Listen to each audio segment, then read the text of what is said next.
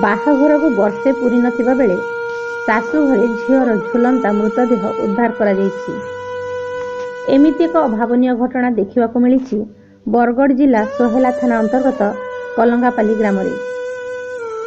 ସୂଚନା ମୁତାବକ କଲଙ୍ଗାପାଲି ଗ୍ରାମର ମଳୟ ନାଗ ସାରଗୁଣାପାଲି ମୋନାଲିସା ବାଗର ବିହାଘର ବର୍ଷେ ପୂରି ନଥିବା ବେଳେ କାଲି ରାତିରେ ନିଜ ଶୋଇବା ଘରେ ଝୁଲନ୍ତା ଅବସ୍ଥାରେ ମୋନାଲିସାକୁ ଉଦ୍ଧାର କରିଥିବା ମଳୟର ପରିବାର ଲୋକେ କହୁଥିବା ବେଳେ ଝିଅର ବାପା ମାଙ୍କୁ ମୋନାଲିସାର ଦେହ ଅସୁସ୍ଥ ଅଛି କହି ତୁରନ୍ତ କଲଙ୍ଗାପାଲିକୁ ଆସିବା ପାଇଁ କହିଥିଲେ। ପରିବାର ଲୋକେ ଝିଅ ଘରକୁ ଗଲା ପରେ ଝିଅଟି ଆତ୍ମହତ୍ୟା କରିଥିବା କହିଥିଲେ। ତାଙ୍କ ଝିଅକୁ ହତ୍ୟା କରିଥିବା ସନ୍ଦେହ କରି ସୋହେଲା ଥାନାରେ ସ୍ୱାମୀ ମଳୟ ନାଗ, ଶାଶୁ ଶଶିକାନ୍ତ ନାଗ, ଶ୍ୱଶୁର ସୁଶାନ୍ତ ନାଗ ଓ ନଣନ୍ଦ ନୟନା ନାଗ ହତ୍ୟା କରି ଆତ୍ମହତ୍ୟାର ଉପଦେଇଛନ୍ତି ବୋଲି ଅଭିଯୋଗ କରିଛନ୍ତି। ତୁରନ୍ତ ସୋହେଲା ପୋଲିସ ଘଟଣାସ୍ଥଳକୁ ପହଞ୍ଚି ତଦନ୍ତ ଆରମ୍ଭ କରି ମୃତ ମୋନାଲିସାର ସ୍ୱାମୀକୁ ଥାନାକୁ ଆଣି ପଚରାଉଚରା କରୁଥିବା ଜଣାପଡ଼ିଛି।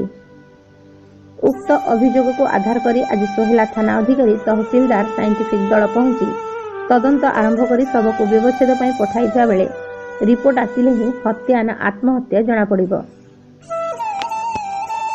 ବରଗଡ଼ ଜିଲ୍ଲାରୁ ଶ୍ୟାମସୁନ୍ଦର ସୁନାଙ୍କ ରିପୋର୍ଟ, ମାତୃଭୂମି ଲାଇଭ୍ ଟିଭି।